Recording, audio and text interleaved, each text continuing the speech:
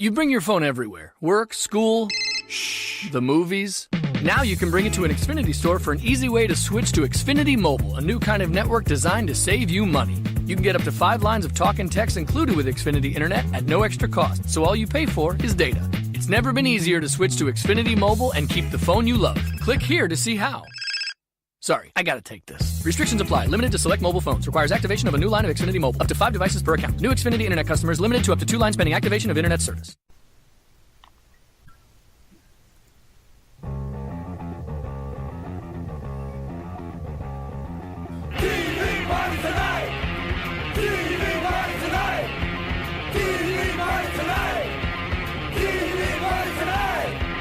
We're gonna have a TV party tonight.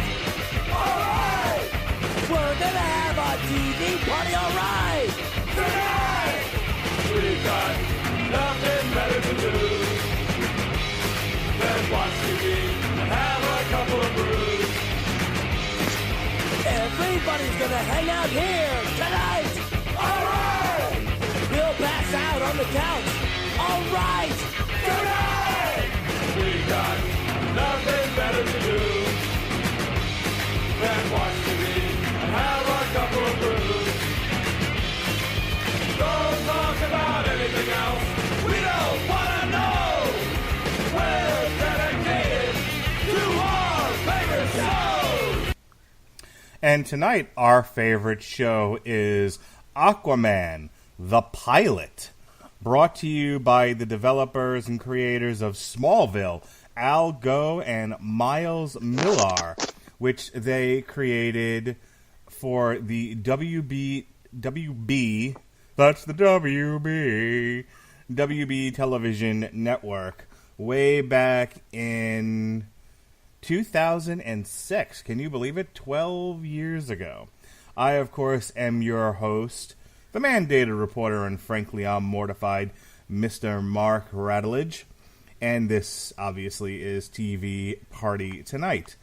And joining me to talk about the Aquaman TV pilot, there was no series, ladies and gentlemen. It was just a pilot, which for some odd reason, the WB didn't pick up.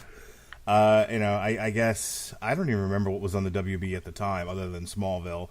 But apparently they felt they had enough shows with what they had, and they decided not to go with Aquaman. But we're going to talk about it because we talked about the Trench this week on Source Material. We're doing all things aquatic here on the Radulich and Broadcasting Network. And here's a man who certainly appreciates a fine comic character in Aquaman from the Screaming Boy podcast. Guys, ladies and gentlemen, the Harumphy Humph, my friend, Ronnie Adams. How do you do, sir? I'm well. And less harumphy tonight. Oh, I'm glad you're less harumphy. Well, it's only me and you, so if I give you shit, this is going to be a terrible show. It's so true. So we decided to talk about this instead of Black Sails. We called an audible. Both of us, who have busy lives and things to do, I didn't even try, to be honest with you. I tried. Did you? I spent all day out Saturday. I took my kid to basketball, and as soon as I got back from that, we went to lunch with my parents and some friends that were in town from New York, my parents' friends, and then we left the kids, and we immediately went to Orlando to go see the UFC. So I had no time to do jack shit Saturday. And then Sunday, before I would have started to watch Black Sails, I was trying to get caught up on the weekly TV that I don't get to watch because I do this shit. This shit right here. So I said, okay, we'll have to do this another time, maybe, but let's do something else instead. And I have been very interested in this Aquaman TV pilot for a long time. As you know, Ronnie, I am the schedule. And when I knew that the Aquaman movie was being made with Jason Momoa, I started looking for Aquaman things on TV to look at, and I accidentally found this, and I was like, oh. And boy, did I become obsessed. But how did you come to the Aquaman TV pilot? I actually stumbled on it by accident. I don't know how. I can't remember when and how, but it was a couple of years back that I remember seeing it somewhere. And going, I have to watch this. I mean, that's all there is to it. I've seen Smallville. I've seen, the other everything else that the TV has to offer on superheroes. I've not seen Aquaman. I need to see this, and oh boy, did I see it! Okay. Other than the cast is made up of the following peoples. You have Justin Hartley. I have no idea who this person is or where he's come from or what's happened to him since. I'm fairly certain this is the only thing he's done. Well, let's see. Let's look at Justin Hartley's Wikipedia page. Filmography. He in 2018, he's in something called Another Time. Oh, he plays Ty Swindle in A Bad Mom's Christmas. I'm sure you saw that. Absolutely not. He's in something called The Challenger, Scorpio Men on Prozac, Away with Murder, Spring Breakdown, Red Canyon, and Race You to the Bottom. His film credits are the following. Wait, those are shows? Yeah, those were... I didn't... no. I have no idea what any of that was. He apparently is on This Is Us, which is another show I don't watch. Yeah, no, I've never seen that. I don't like to put myself through emotional torture week after week, so Really? I don't watch that. Yeah, You deal with me week after week. I don't like to put myself through a lot of emotional torture. Okay. Yeah, so apparently he's got a main role as Kevin Pearson on This Is Us. He was on The Young and the Restless. He was on something called Mistresses. He had a recurring role in season 3 on a show called Revenge. I never watched it, but I was aware that it existed. Yeah. He was on one episode of Melissa and Joey. And I'm just going to whip through these really quick because the rest of this is just. He was on Melissa and Joey. I mean, my goodness. Yeah, exactly. Emily Owens, MD. The rest of these, he's just one episode. Castle, Chuck, Megafault, Cold Case, CSI New York, obviously Aquaman, and get this, small world here.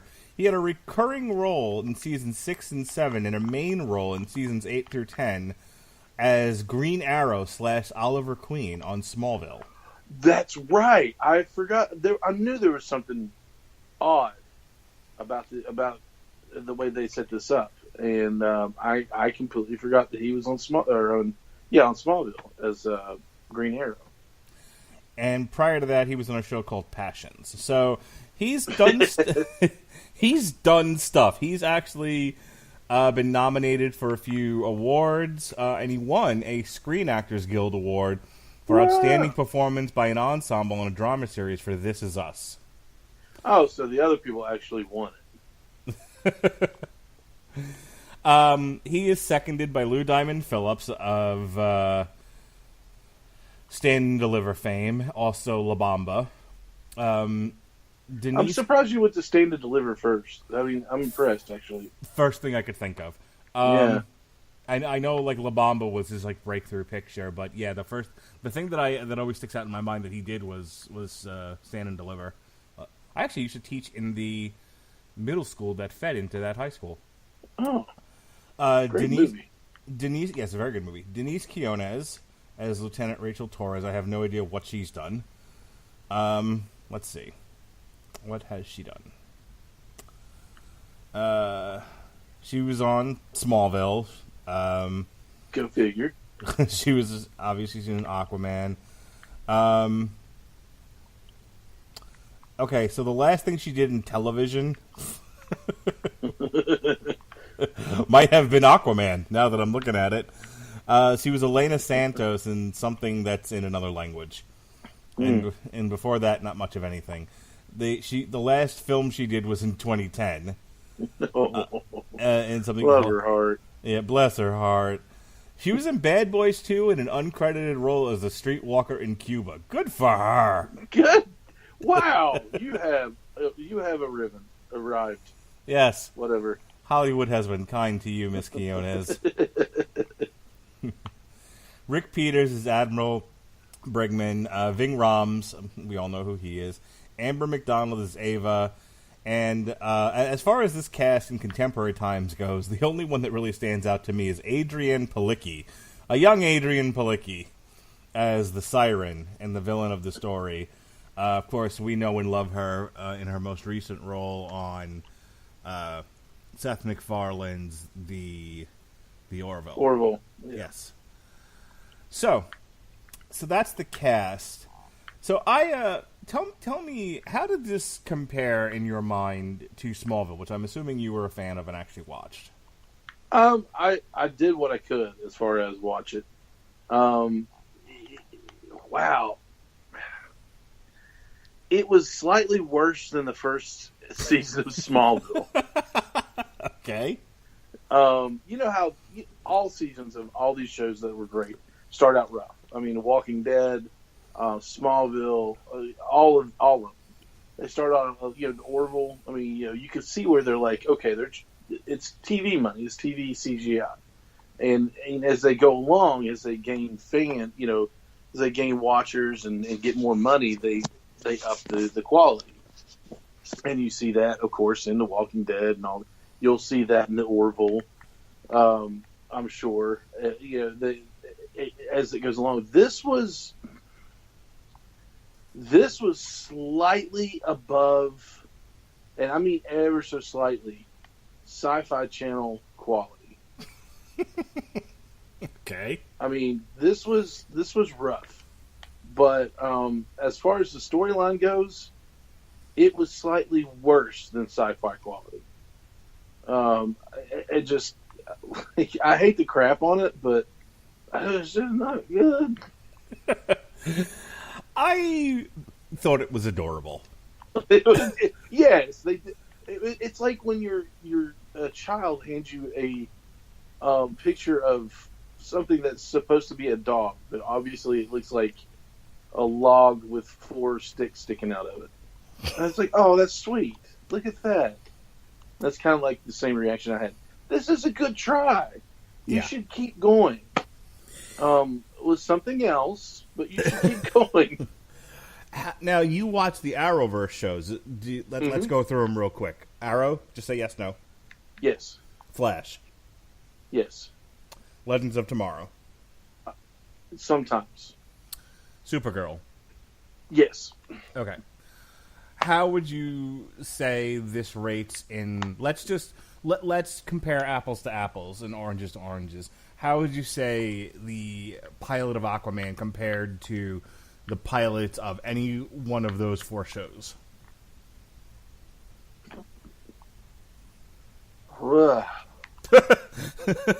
Because I remember my first reaction to the Flash pilot. I watched it once when I was on vacation in Tennessee, and it took me a year to go back to that show, and I had to binge it on Netflix. I would have watched Flash over this. Okay. Yeah, I mean, if I were you, put it that way. For us to say it was adorable, kind of tells you what the reaction that I had to it. It's just like, oh man, how did it compare? It didn't. This was choppy at best as far as the storyline goes. I guess we'll get into that.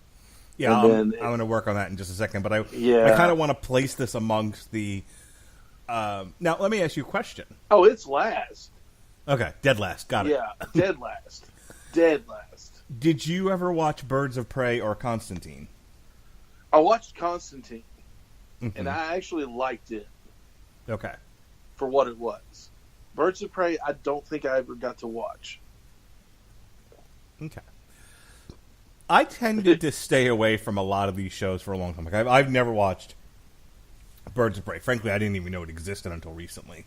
Right. I didn't know. I'd never watched Constantine. Then again, I didn't know Constantine was a comic book character until recently.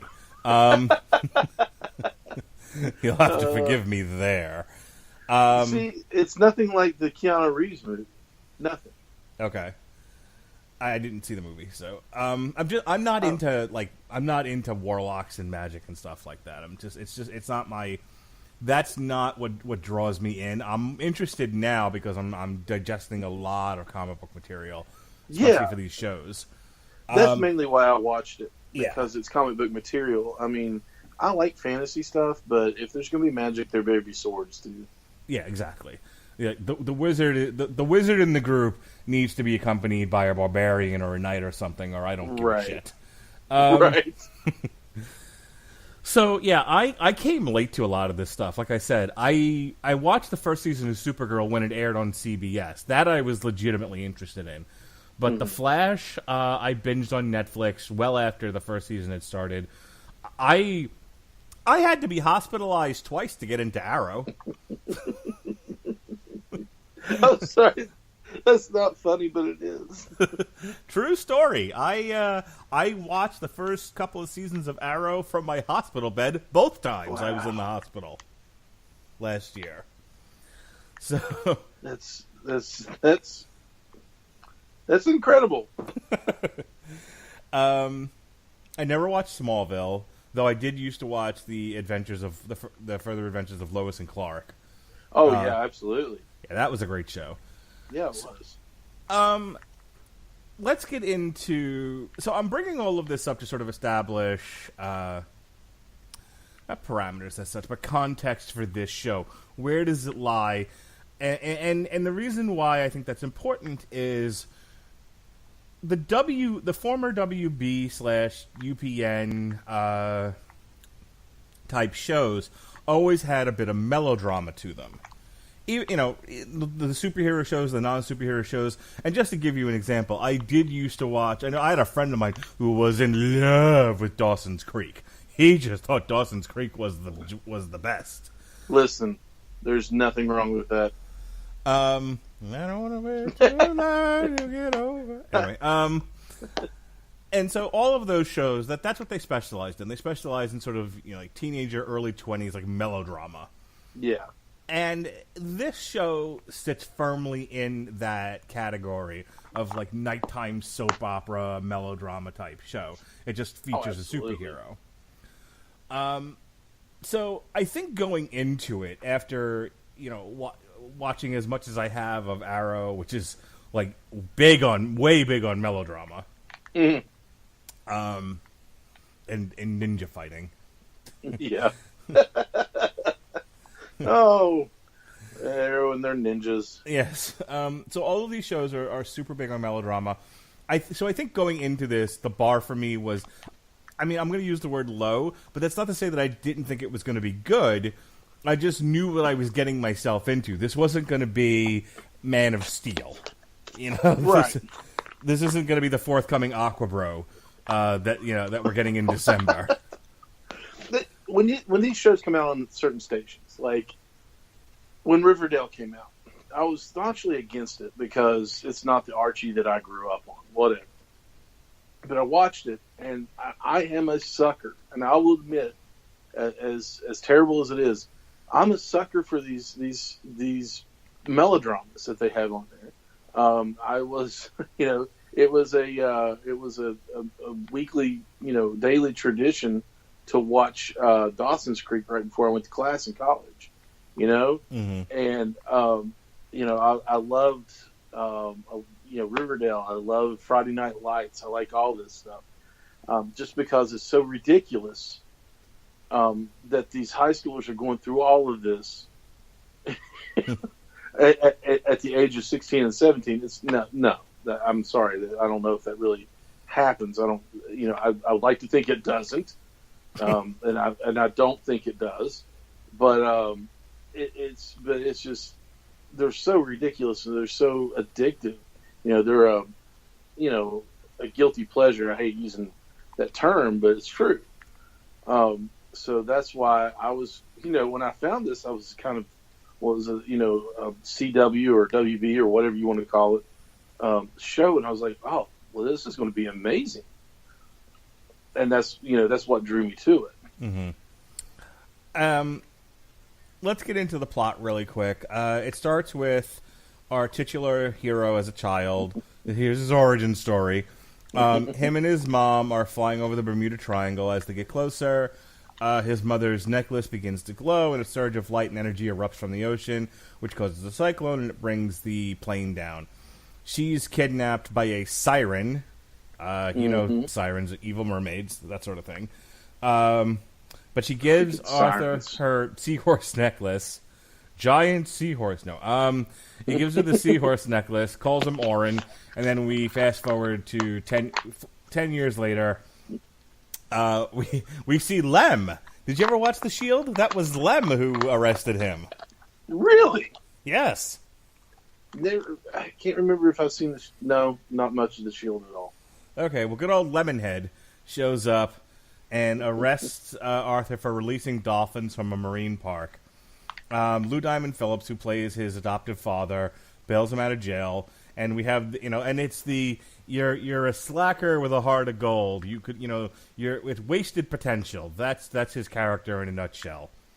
We then, the whole thing here, the whole beginning is just introducing us to all the characters here. We meet Eva, who is his partner in the dive shop and bar that they own. We meet Ving Rhames, who comes to the bar and gives a cryptic warning to Arthur about his destiny. Then we meet Torres, who is a pilot, and she flies over the Bermuda Triangle, where Arthur happens to be swimming, and we get to see some of his superpowers at work. He, swims like Superman and Man of Steel flies, just does that sonic boom thing. Light comes out of the water, knocks her jet out of the sky. He saves her and brings her to the hospital. Along the way, we have another Atlantean who shows up and tries to warn Arthur that they are coming. He, of course, is then murdered by the siren, who is Adrian Palicki. Adrian Palicki comes on to Arthur. She tries to take him for a swim and then take him for a drown. Arthur is then saved by Ving Rhames, who reveals that he too is an Atlantean, and he is there as the sort of godfather, protector of Arthur. And we start to learn a little bit about who Arthur is and what Arthur is, and yes, he is the crown prince of Atlantis, the city under the sea. Arthur tries to get... The plot kind of splits in two here. We have Arthur's plot, which is dealing directly with a siren who is bound and determined to get him again.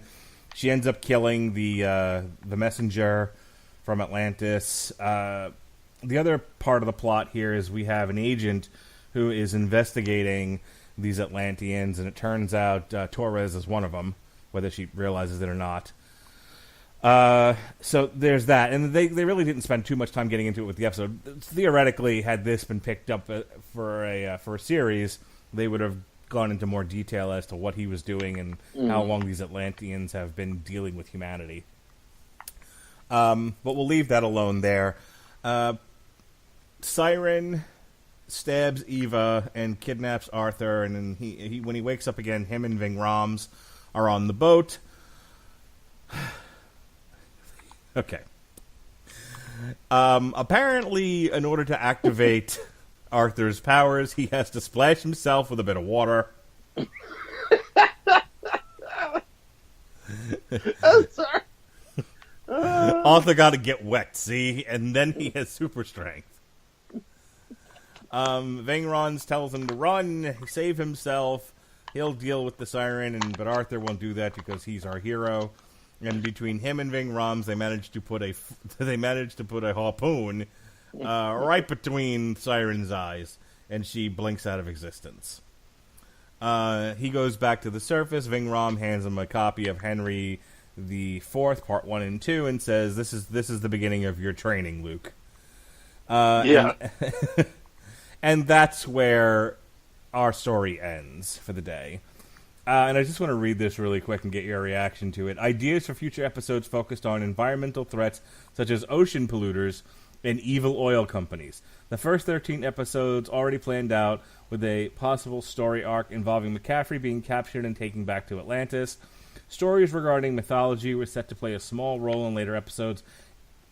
Gough and Millar chose to go with a more classic version from the comics of Aquaman's mythology. Gough said, unlike Superman, there really isn't a set core mythology for Arthur Curry. There are a couple of different versions of it. We went with the most classic one.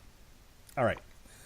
Let me give you my, other than it's cute, my reaction to this, and then we can kind of kick it around a little bit. This is going to be a short TV party tonight because we're only talking about one episode, and why beat it to death? I thought it was fine. I mean, is this The Wire? No, but it wasn't meant to be. Oh, you and The Wire. This isn't even Game of Thrones. This is not supposed to be high acting. This is teen melodrama. This is supposed to get a younger age group. The lead is very attractive. A very attractive dude. I'm not sorry. going I'm laughing because I just got the message you sent me on Messenger. Nice. But I mean, I'm really and here's what I want to say about this. I'm really sad this didn't get picked up. I wanted to see where this was going, and I thought it was a really good first. Okay, really good might be overblowing it. I thought it was a reasonable first effort for a teen melodrama about a superhero who talks to fish. Mm-hmm. I thought it looks gorgeous. The shooting in the Keys and everything. Yeah, I mean it was a beautiful setting where they were, where they went. Yeah, there was a show that I binge watched on Amazon. I want to say it was like the Keys or something like that. I honestly don't remember, but it was about a cop in South Florida, like around the I want to say around the swamp area, and he would invest. He was like a marshal or a state trooper or something like that, and he would investigate these murders. And he always had like an odd way of doing it. It was always like him and the forensic doctor, and then I can't remember who the other cast members were. But I believe it or not, and after that wonderful description, I actually really enjoyed the show. And it just kind of they left it like a cliffhanger ending. And then the show got canceled, so we never found out who shot the lead. But the point that I was getting at is one of the reasons why I like the show so much. I enjoyed the setting. Florida, for all its faults, can be very pretty. So yeah, I enjoyed the setting of the Keys, the Florida Keys. I enjoyed the bar setting. Mm-hmm. We have a very attractive lead. We had very attractive female leads. And I thought, this had all the elements of a fairly decent show.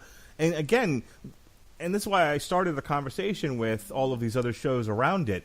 When you consider that Birds of Prey got an entire season, and Constantine got a season, and Smallville got 100 seasons, and we're into 6 seasons of Arrow. Yeah. It's weird that this is the one where they were like, nope, fuck this show.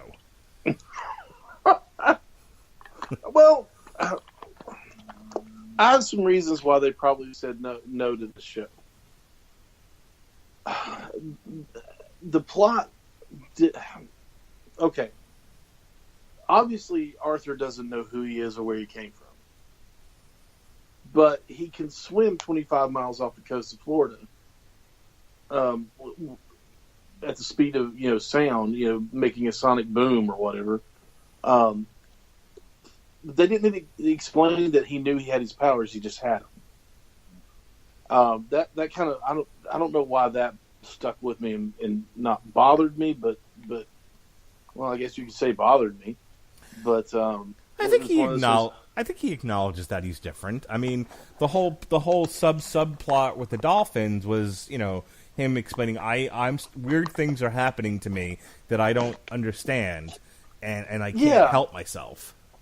It was cool. It was funny that they said, "Oh, so you can talk to fish now," which is pretty much what he did in the beginning, right? But I get that, but also, I mean, he didn't say he could swim really fast. He just did, and it was like it was normal for him. And I just out of all the things that went on in that show, I guess that was the one thing where I drew the line. Yeah. No, he doesn't know he can swim fast. Oliver Queen can hit anything with an arrow, even though people have guns. But you're having a difficult time with Arthur Curry not knowing he has powers. All of these shows, and I'm like, no, that plot hole right there is where I draw the line. Screw this show, I'm out. But it seemed like Ving was like dialing it in. And love his heart, as good as he is. I mean, he was fantastic in Longmire. But when you have, for a while there, when you had Lou Diamond Phillips in a show, everybody was kind of like, oh, it's going to be one of those. It's going to be one of those shows or one of those movies where it's just, it's not going to be good. So, I mean, it probably had a lot of things in people's minds working against it. Mm-hmm. But, I'm as it's a pilot though. It's definitely just a pilot, and I wish it had gotten picked up. Yeah, I really feel like they missed an opportunity here, and it's 12 years later. At this point, this isn't happening. Right. There's like, Let's hey, bring there's the cast back. there's sudden interest. Yeah, Adrian Palicki looks way different now. She was mad awkward in this, wasn't she? She was. It was weird. I'm not used to seeing her like that. Like, she's, bless her heart, she's doing her best to play a villain and to be creepy and everything else and threatening. I just felt like this is like one of my kids, just acting and fooling around and like, it's like, oh, aren't you adorable? I did not get a sense of menacing from her at all. No. She was as menacing as a kitten. Go ahead. Arthur's friend, I can't remember, Eva. Yeah. Yeah. I mean, like, I'm an Adrian Palicki fan, and I am man enough to say that I find her incredibly attractive. But that girl is giving her a run for her money in this show. Yeah, she was okay. She had a nice body on her. I mean, all the women in the show were attractive. They don't put ugly women in these shows. No, that's true. It's very true. Like, it's 9s and 10s or nothing. Even the mom was hotsy totsy. Let's bring that 4 in. We need somebody to fill in this bar stool. Yeah, exactly. The men can look like Ving Rhames, but the women are all models. Yeah, exactly. Oh, Ving. The best thing you've done recently is going to be the remake of Dawn of the Dead. Yeah, I wish they had done more with this. I think it deserved at least one season. Now, I've been doing some research on this, and I have not found a legitimate explanation for why they were like, nope, pass on this one. Well, okay, let's look at the speaking of Adrian Palicki, let's look at the Wonder Woman. Did it get a pilot? Did it get a treatment? Can't remember if they filmed anything or if they just said no to begin with. For Wonder Woman? Yeah. All right, give me a second. There's actually a Wikipedia page for all of the DC shows. Okay. Welcome to the Wikipedia part of the show. List of DC shows. Okay. List of television series based on DC Comics. There's a Wonder Woman in the 70s. That'll be the one with Linda Carter. Mm-hmm. What are you referring to exactly? Oh, Wonder Woman on NBC. 2011. Unaired, not ordered to series.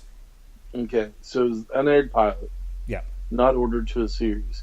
Correct. Did they ever say why? Does it say in there why it was said? They said no to it. Wonder Woman 2011 TV pilot is a never-aired television pilot produced by Warner Brothers, based on the DC comic character. David E. Kelly wrote the pilot, which was directed by Jeffrey Rayner. Adrian Palicki starred as the main character. Ooh, she gets around, huh? The Wonder Woman pilot was expected to debut in 2011, but NBC opted not to buy the series. There's actually a plot synopsis for this. Elizabeth Hurley was going to be in this too? Wow. Wow. And Carrie Elways. Oh, good for him. Let's see. Production, reception. After watching the pilot, television critic Alan Sepinwall described it as embarrassing. It was all it was all I had feared and more. Writing about the show for Flickering Myth in 2017, Neil Calloway said, "It has its moments, but it was probably dated in 2011. We really didn't lose anything by it not being commissioned into series." Okay, well, Oof. that explains that. Yeah. Okay. So, that totally shot my theory out. I didn't know it was going to be that bad, but apparently that was just horrific. This offends me. Turn it off. But I was going to say sometimes you hit a home run and sometimes you don't. And this was just one of those instances where they did not hit a home run. All right. Is there anything else about this show that bears conversation here, or do you want to? I mean, it's just like I said. I knew this was going to be a short program tonight, but because we're only talking about a 1-hour show. But is there anything else about it that you want to get into? I'm just curious as where it would have fit in the whole Smallville mythology.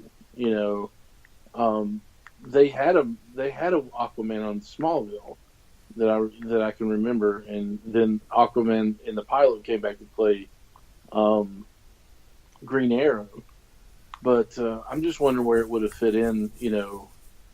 If they would have done crossovers, things like. I guess it's things we'll never know, but it would have been interesting to find out how they would have gone with it, what they would have done with it.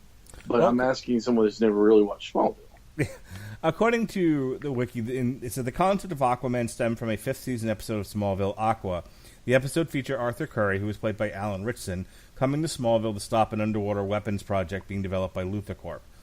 Aqua became the highest-rated episode for Smallville that season, but it was never meant to be a backdoor pilot for an Aquaman series. However, as work progressed on Aqua, the character was recognized to have the potential for his own series. Miles Millar and Alfred Gough, the creators of Smallville, also considered a series featuring Lois Lane, but felt more confident about Aquaman. Millar said, Aquaman was the first idea where we really thought we had a franchise where we could see 100 episodes. So, yeah, I guess this was supposed to be a spin-off of Smallville unintentionally, and theoretically, I would imagine they would have had some crossing over of characters the way that the CW shows do now. But one never knows. I mean, I've watched Smallville, and it's actually really, really good. But this was what they were banking 100 episodes on? I mean, I'm not, like I said, I don't want to rag on it or anything because it is what it is. But it seems like they would have put a greater effort into this to make it a show that they could have banked 100 episodes on. I feel like let me go back up a second because I remember it was made available to iTunes after the fact, and it became the #1 most downloaded television show on iTunes, receiving generally favorable reviews. And I have to wonder how long after they decided not to go with this show that occurred, and if anyone at the WB or the CW, as it would become, thought to themselves, shit, we missed an opportunity here. We screwed this up. I'm wondering if there were ever talks to revive this once it became popular on iTunes. That's a very good question because it's one of those things, though. I think they have to admit we missed it. Once you miss the boat, there's no jumping back on it. Because I think people would have, been harsher on it had they, tried to bring it back. because it was a failed pilot to begin with.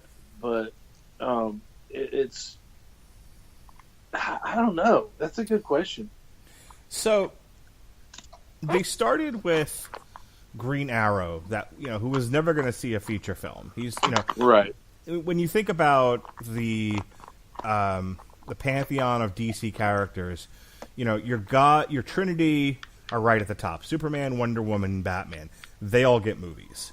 They get, Batman gets everything, but Batman actually stands above Superman and Wonder Woman. Let's face it. Yeah. But Christ, they're giving his B and C list characters their own shows, for God's sakes. Oh my gosh. But so you have Superman, Batman, and Wonder Woman at the top tier, and then underneath that you have Aquaman, Flash, and Green Lantern. Now, they just, and then beneath that, then you start getting into your C and D list characters. So you figure you're tasked with the goal of creating television content for a network using DC characters. Green Arrow's as good as one as any. It doesn't take a lot of special effects. He's a guy with a fucking bow and arrow. Right. And then they gave him the odd mythology of essentially being Batman with a bow. Right. Well, I mean, that's the way he is in the comic books. And then, weirdly, as if to say, they're probably never going to make a Flash movie. Let's go ahead and do The Flash, which takes a bit more special effects. And then, lo and behold, they would announce years later, "Oh, hey, there's going to be a Flash movie." But but it's not this Flash. Yeah, it's a different Flash. It's a different Flash. And everybody goes, "But why?" That they can, and then they continue to mess around with C and D list characters for Legends of Tomorrow, and then they do Supergirl. They sort of they're like, we want to do a Superman show, but we also want girls to watch, so Supergirl, right? Which is fine.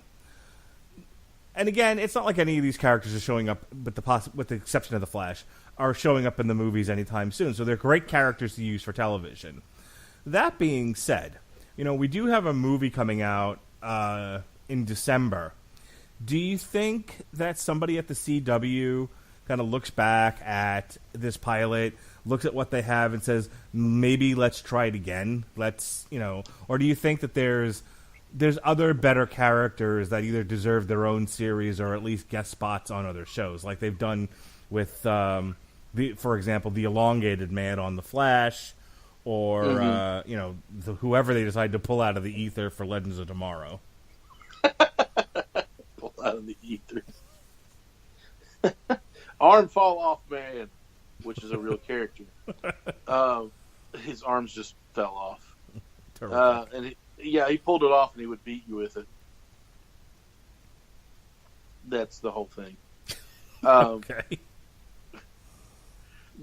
I think if they don't look at it and try to and play around with the possibility of introducing Arthur Curry into the Arrowverse, I think they're missing out.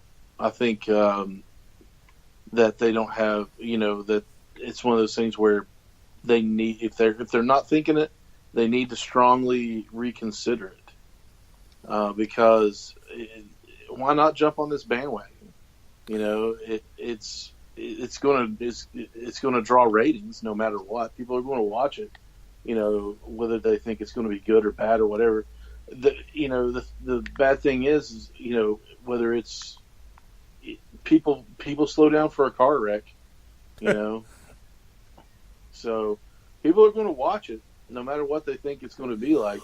And if it's good, then everybody is pleasantly surprised. And if it's bad, people will be like, "I told you." So no matter what, people are going to go for either surprised or they're going to get their comeuppance or give everybody their comeuppance and say, "I told you it was going to be terrible." The character I want to see the most either show up on... I actually had an idea for this character to show up on The Flash. I want to see Power Girl, who is actually Supergirl from another universe. The Power Girl run of comics that I picked up Volume 1 for, where her secret identity is she owns her own company and all of this stuff, and she's she acknowledges that she's the Supergirl from another Earth, but she's trying to figure things out. The way the humor was written in the book is she acknowledges she has a huge chest, and it becomes the source of a lot of jokes. I want that character to show up on The Flash, like that version of that character. Yeah, absolutely. Because I agree. They've established that the Supergirl as played by Melissa Benoist is also from another Earth, but like I want this version. I want the Power Girl version. Yeah, because I think that would lead to some really good comedic moments and have a really good storyline behind it. Agreed. The one character that I would love to see show up in the Arrowverse, we keep calling it that, but in these shows would be, I'd like to see Dr. Fate show up. So, I think they could do some really cool stuff with him. Well, considering they're dealing with a demon in Legends of Tomorrow, I would not be surprised if Dr. Fate showed up. That would be amazing. That would actually get me to actively turn on Legends of Tomorrow, because now when I watch it, it's usually on Netflix or somewhere, I stream it. And that's just if I have nothing else to watch. And I hate to say that, because honestly, it has some pretty good, has some good episodes in it, and I enjoy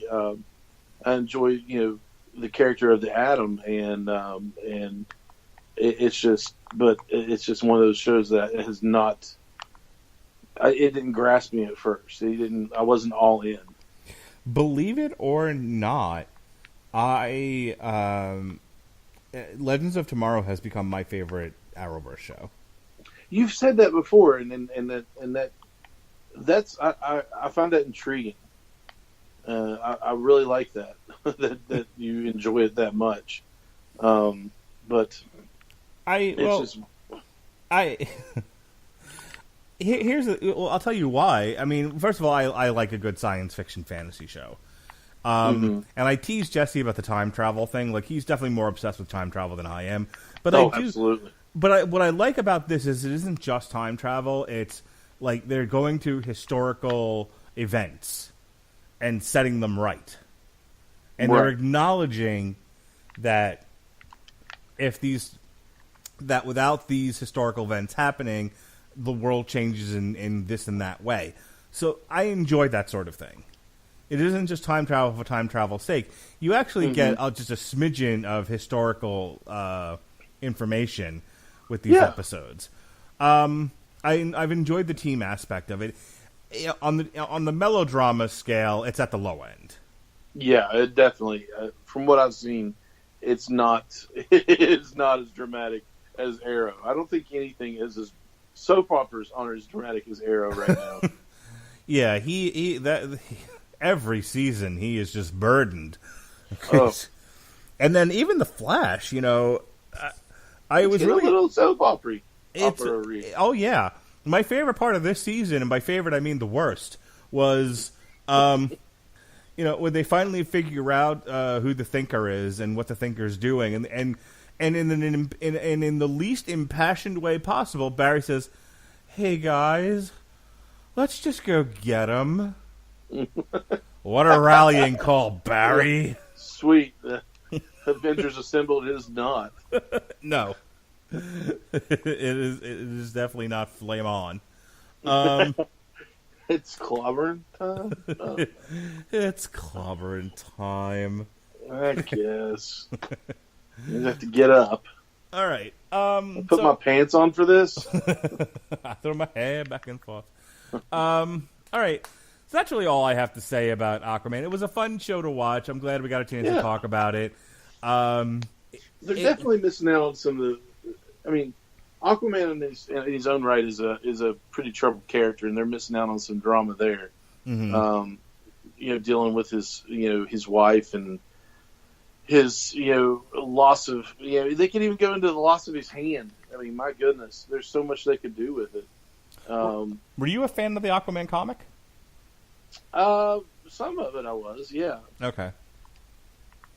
I'm gonna finish up the New 52 run of Aquaman, Green Lantern, and Harley Quinn.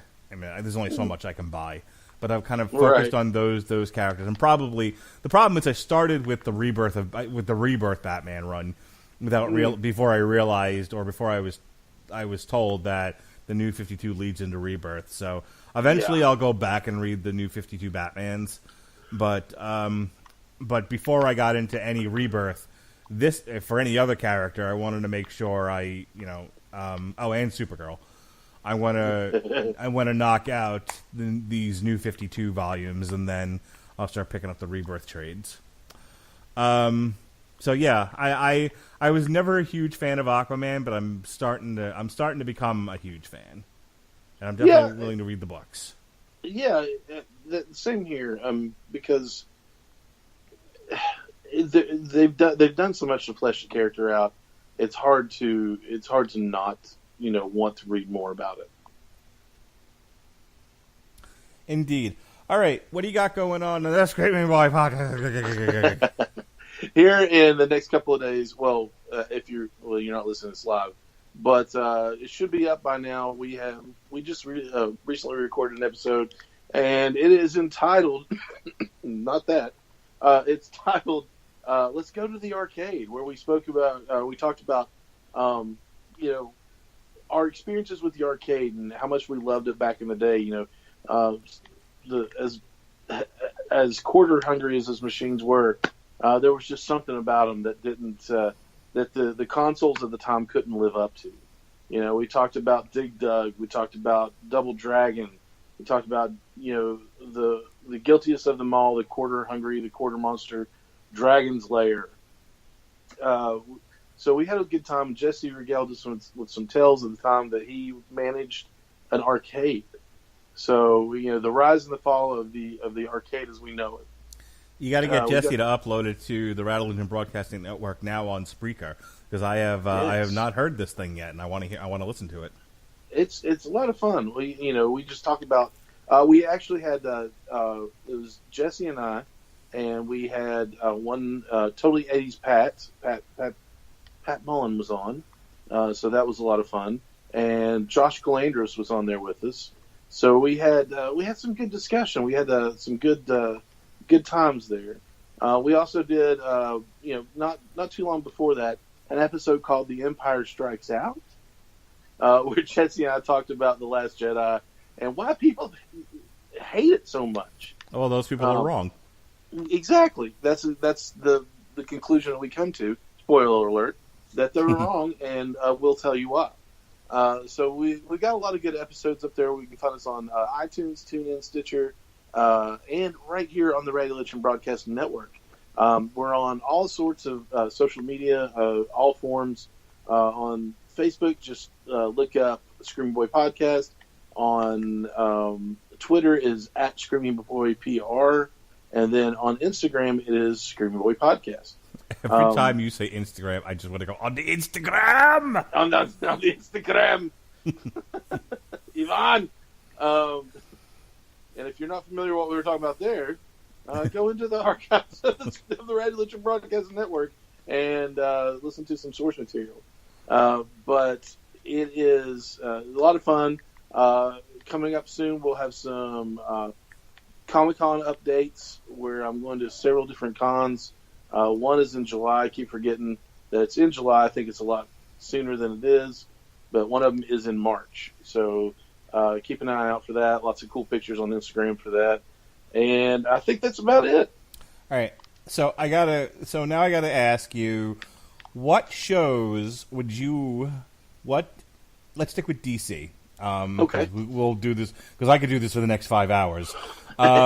So let's just stick with DC here.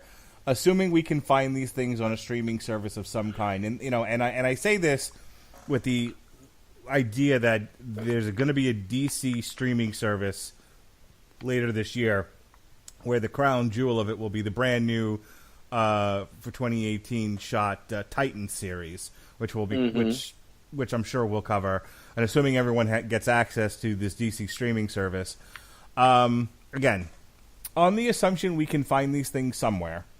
Is there any DC show, past or present, that you would like to do a TV party for. I know earlier today I pitched you Birds of Prey. I also pitched Alexis, and she was into it. And I looked for a Birds of Prey book to do on source material to go along with it. But what book on source material, show on TV Party Tonight combination would you want to do in the future? Oh, my goodness. Constantine's on my short list, but I would have to say, out of all of them, Constantine would be the one I would be most interested in. Well, that's an easy one. That's only one season, so we can do a Constantine book and a Constantine the show that was on. I guess it was on NBC. Constantine books are pretty dark too, though. It's okay. So we'll have to plan that for a TV party. Is there anything else that you're, please don't say Smallville.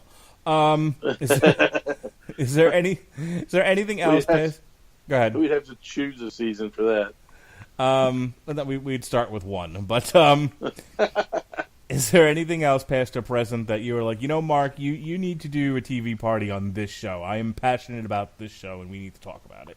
Smallville. Okay. No. I'm not sure, to be honest with you, on all the. I mean, have you done one on Legends of Tomorrow yet? I think you have. We actually haven't, but when this season of Legends of Tomorrow finally concludes, we're going to do a TV party on it. I would kind of like to do Legends, because and if we could, with that, maybe do a JSA book. We can definitely do a JSA book in the future. We can't do it that week because the day that we would be doing a book, we're actually doing that TV party. Okay. I have that scheduled for a Monday, and I'm giving source material the week off. Gotcha. But yeah, you're more than welcome to join us, and I'll give you the date for the Legends of Tomorrow Season 3 TV party. Constantine, yes. Birds of Prey, not particularly. Smallville, yes. Supergirl. Okay. Not this year. Maybe next year. Maybe in 2030. Definitely. I'm also doing Arrow this year when that ends. Okay. I can actually do Arrow too. Okay. Good. I'll have you and Sean. That'll be fun. Any interest in Preacher or Lucifer or Powerless? Any of those? Not so much Preacher or Lucifer, because not a huge fan of either one of those books. Don't get me wrong. Preacher was one of those ones that it's a once in a lifetime, life changing book by Garth Ennis, but it's just one of those ones where I kind of just petered off on reading it. But not familiar with Lucifer. Okay. So yeah. All right. So we got a definite on Constantine, Smallville, and Supergirl, right? Mm-hmm. Yes. And then you'll for sure going to be on Legends of Tomorrow and Green Arrow. Okay. As for what's going on the Radulich and Broadcasting Network, now that we've done some scheduling, my favorite thing. Tomorrow night on the Metal Hammer of Doom, the 28th of February, we'll be doing Rum Ahoy, the Triumph of Piracy. Next week, or depending on whenever you're listening to this, the 5th, the 6th, the 7th, and the 8th, we got 4 shows in a row. We got Source Material, Mockingbird, Volume 2, My Feminist Agenda, Calm Down, Neckbeards. Featuring Alexis Haina of Honeysuckle Rose Creations. We got a Damn You Hollywood for the remake of Death Wish. Andrew for the Metal Hammer of Doom. We've got. You're right over there? Yeah, this microphone's messing up a little bit. Sorry about that. We got Andrew WK. What's the name of this album? It doesn't matter. It's Andrew WK. It's going to be a good time. Indeed, the man does enjoy his party music. Hang on. His lyrics are actually pretty deep. You're Not Alone. That's the name of the album. Party. Yes, and for those who like to party, we party hard. And then we have an on trial, the original Death Wish. So we have the new Death Wish remake with Bruce Willis, and we have the old Death Wish on trial with Charles Bronson, and that's what we got going on for next week. Yes, sir. Who is defending and who is prosecuting the original Death Wish? I am prosecuting Death Wish. Oh, Mark. Have I got a Herculean task ahead of me? I love the original Death Wish. Okay. So we'll see. The whole fun of that show is being able to pick apart people's sacred cows. So, so we'll see what happens. All right, Ronnie Adams, always a pleasure. I know I give you a more than a heaping helping of garbage. It's shtick. Unsourced material, but you're a good sport, Charlie Brown. I know. You are as well. And we'll be back again next week for Ronnie Adams of the Screaming Boy podcast here on the Radulich Broadcasting Network on Speaker. This has been TV Party Tonight. Be well, be safe, and behave.